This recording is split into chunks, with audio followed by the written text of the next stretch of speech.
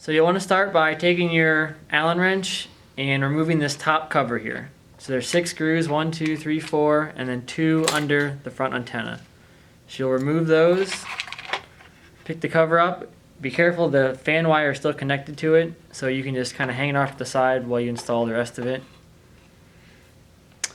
So the first step that you want to do is remove this plug from the F2 port.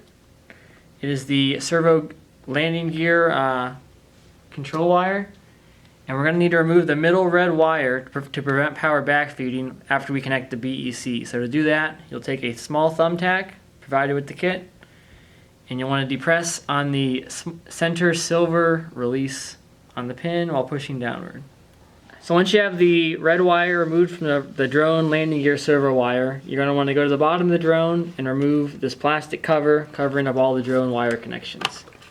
So you just pull out on the side tabs, unplug the landing gear power wire, and it'll slide right off. You can set it aside. So next you'll want to locate the BEC that we're providing pre-wired to you guys. It's this small little blue looking device right here. It says 10 amp BEC. You'll want to take the servo connector wire, the 3-wire connector, and run it up through the bottom of the drone through this rubber grommet. And then once you get it ran through the drone there, you want to plug it into port F8 on the A3 flight controller. Alright, so once you have the BEC plugged into the A3 flight controller, you can plug in this connector into the drone landing gear servo connector wires, and that'll power the BEC, which will send power up to the A3 flight controller bus to power the Arduino. So now you have the BEC fully installed. The next step is to install a backup servo extension wire, and this will only be used in the event that the Arduino would fail in the field for some reason. It allows the pilot to have manual control of the clamp indexing. So you grab your servo extension wire, and we'll be running that up through the drone just like the BEC wire. So you just push it through the same rubber grommet, run it up through the drone body, and that'll plug into port F7 with the black wire, the negative ground wire, facing in the up position, as you can see. So in this step, we're going to be installing the Arduino. It's going to be installed near battery port 6 on the drone. So to begin, remove this screw to the left of this red connector and this screw to the right of this red connector on either side of battery port 6. Those screws are going to be reused to hold down this Arduino cover. Once the Arduino is installed, the screws will line up. So that we supplied Velcro in the kit. You're going to apply the Velcro to the drone body and to the bottom of the Arduino, and then Velcro them together to hold the Arduino in place in this approximate position. Again, you can put the cover on to make sure that it can line up with the correct screw holes when the Arduino is positioned. The Velcro should allow a good range of adjustment. As far as wiring in the Arduino, there is a single servo connection coming off of it that says controller F5.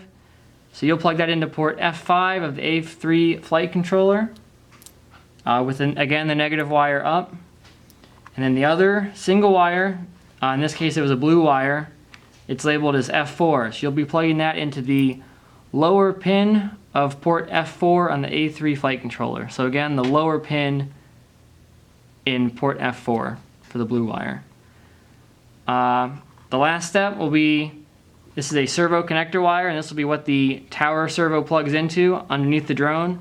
So this just needs to be run through the drone body and just come out on the bottom near the BEC and the backup servo extension wire.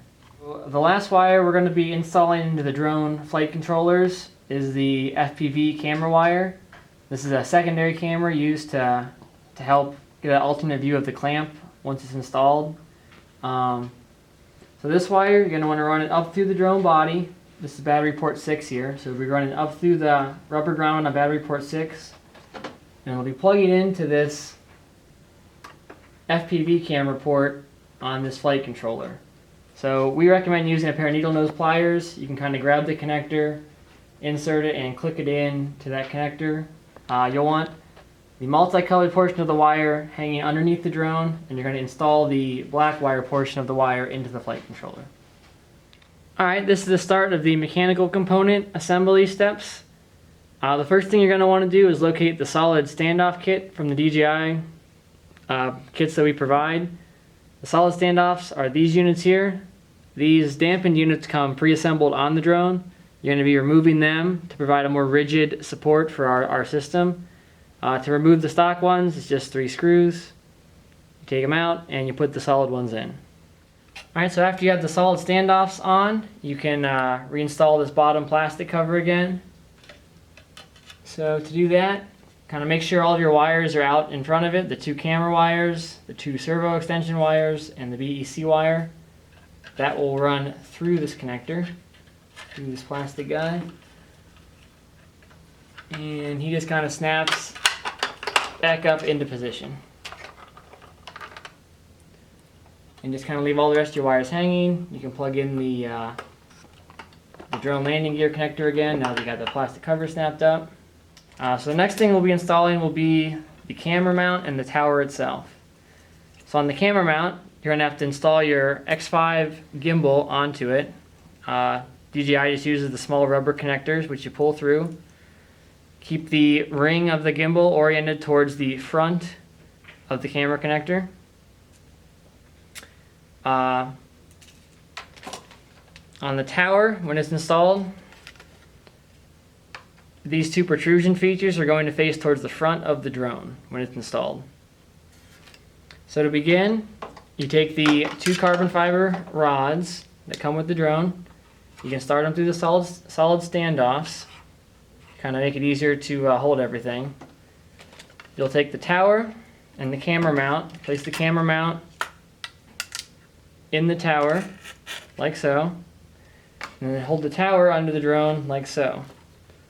So at this point, you can begin feeding these connectors through the tower, through the front 2 tower legs. You can let it hang, it won't break.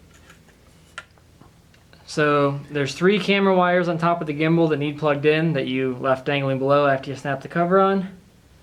The big one plugs into this large port on the gimbal. Small one plugs into the small port on the gimbal. And then the gimbal power wire plugs up into the port labeled DC 18 volt on the bottom of the drone, just like the standard DJI gimbal would plug in. So now you can hold the camera gimbal up and keep feeding these carbon fiber rods through the connectors.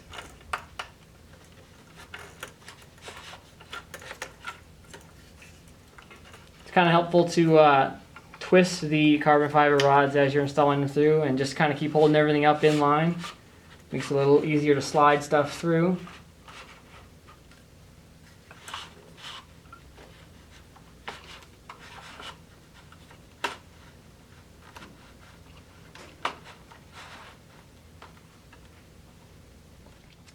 So once you have the tower and everything fully installed, you'll slide the camera mount all the way back until it bottoms out against the rear light housing on the drone. Can't slide back anymore. Then you'll slide the tower back as well until it bottoms out against the camera mount. And then at that point, you can go ahead and tighten up the 8 screws. 1, 2, 3, 4, 5, 6, 12 screws. The 12 screws that hold this up. So next, install the tower guide rod supports. If you notice, they are mirror images of each other. So when they're installed, the angles will point outward on the drone. So to install them, you simply insert this protrusion into this protrusion. First, pivot it back, slide it together, and then you'll be using a quick disconnect cam lock. You'll thread it into this hole until fully engaged, and then tighten the cam lock. The other one will be installed in the same way. So installing the motor arm guide rod supports. So the towers are angled here, the supports. You're going to want the angle to be towards the front of the drone. So they will install like this onto the arm. Notice that there's 2 holes in the bottom that'll be used for the FPV camera to mount to. So to install these, you open up the cam lock, open up the housing, just clamps on the motor arm, slide it all the way back until it bottoms out against the housing. And you're going to flip the cam lock up onto it. And then you're going to want to spin it a couple times and try it, see if it's secured. If it's not secure, you can open it up, spin it a few more until it feels secure, lock it down, make sure you can't move it, and that's how you install those. The other side will be installed the same way. You're going to want to make sure that they are vertical when you install them. So the next thing you're going to install is the FPV camera. There's 2 holes here that go into 2 holes in the bottom of the guide rod tower motor support arm in between battery ports 1 and battery port 6. So to install this, simply put it on the bottom of the support arm, and you take the supplied screws and thread them through the holes and put the nuts on the back side until they're tight. So the wire for the FPV camera that you installed earlier into the flight controller, you're going to want to run it along the motor arm, down the FPV camera mount. You can apply a zip tie around the camera mount to hold it in place. If you do apply a zip tie around the motor arm, just be careful to leave enough slack so when the motor arm folds down it doesn't rip the wire out. You're going to want to plug it into the back of the camera with the red wire towards the outside to the far left-hand side of the controller. That ports are labeled, so it'll say 5 to 36 volt. That's where the red wire goes. So to install the guide rods, you're going to want to first identify them, the 2 center sections. They have 3-way connectors here, and they each have an angled lower rod. These are going to want to angle towards the inside because the support point is on the motor arm and it's going to angle down to the tower support. So once you've identified the correct one, you can open up the motor mount. You're going to want to start by sliding this end into the tower mount. It can help to have this above the motor over here while you're sliding it in to make it more in line. You want to gently slide it down in. Be careful not to break or crack anything or put too much force on it. Then you can gently pivot this down and around under there.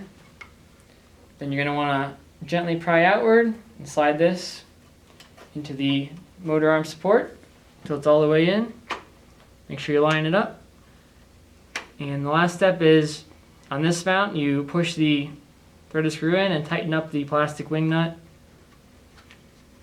until it's secure. So once you've installed the 2 main guide rods, you can install the front and side guide rods. So to install the front one, loosen up one of the motor mounts on one of the front ones. You can leave the other one tight. And you're going to want to insert this end in this connector until it is fully seated. Twist it and make sure it's fully seated. And you're going to want to pry this one out and also install this one until it is fully seated into it. Then line up the motor mounts and reattach. So after you've installed the front guide rod, you can install the side guide rods. There's 2 of them. They're the same. So you grab either one of them. You'll begin by inserting the end of the long tube into the 3-way connector. Make sure it's fully seated. Then you'll want to install this end into the motor mount. Make sure it's all the way in. Tighten the lock screw and repeat the same for the other side. So on the back of the drone, on the 2 arms that are on either side of battery port 4, we're going to be installing counterweight holders, and that's simply to balance out the weight of the drone for when it's flying to counteract all of the weight we had on the front with the guide rods and the clamp carriers. So to install these, you're going to first install the weight holder mount plate on the bottom of the motor by removing the 4 screws and installing it. And the weight holders themselves will each have provided weight in them, and they simply snap onto the weight holder. So you can kind of get one side started over, pull up until it snaps on, and spin it to make sure that it's fully latched. Other side, same way. This is the clamp carrier quick disconnect.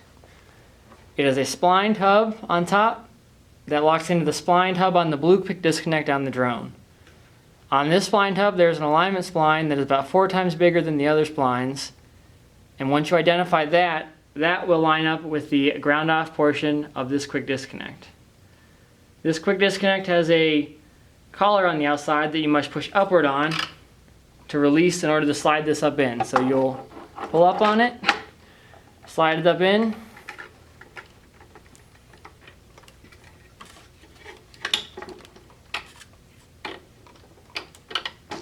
until it locks into place. There will be an audible click and try to pull down on it, and then that way you'll know that it is fully locked in place.